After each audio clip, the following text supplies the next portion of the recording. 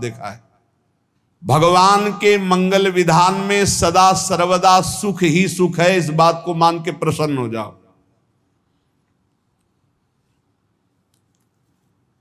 जब भगवान का भजन करने वाले की तन्मयता बढ़ती है भजन में,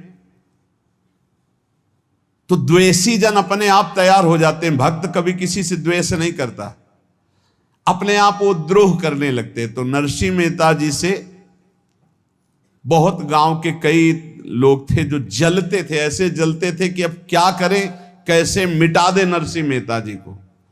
अब उपाय तो मिल नहीं रहा था। तो एक दिन संतों की मंडली आई और उन्होंने कहा कि हम रास्ते में कोई चोर आदि धन ना ले ले, इसलिए यहां से किसी की हुंडी चलती है क्या द्वारिका में? पहले ऐसा था।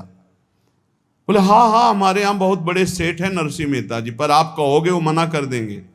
कई बार कहोगे, अगर वो स्वीकार कर ले तो वहां। और उनका लक्ष्य था कि नरसिंह मेहता जी की तो खाने की भी सुविधा नहीं थी, हुंडी कहाँ की बात आई।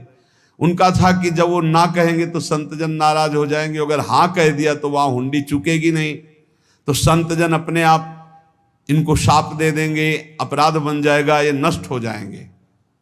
संतों को भेजा, नरसिंह मेहता जी ने सबकी दंडवत की, चरण पखाड़े। तो उनका ये इतना रुपया है, द्वारिका में साधु सेवा हम करेंगे, वहां तुम्हारी हुंडी चलती है, तो आप अरे उनका आप कहाँ भूल रहे हो, यहाँ खाने की भी व्यवस्था। बोले हमें सब पहले से बता दिया गया कि आप मना करोगे, बार बार मना मत करो, हमें पता है। तो उन्होंने ठाकुर जी की तरफ देखा, बोले क्या लीला है प्रभु, संतों से हम क्या कहें, ये ले रुपये।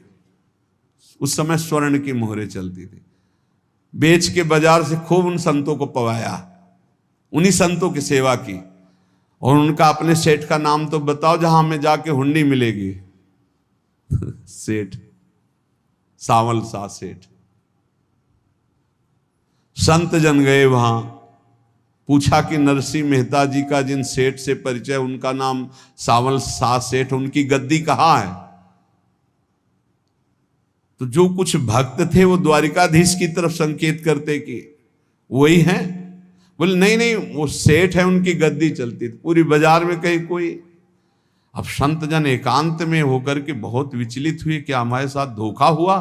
नरसिंह मेहता जैसा संत क्या धोखेबाज हो सकता है?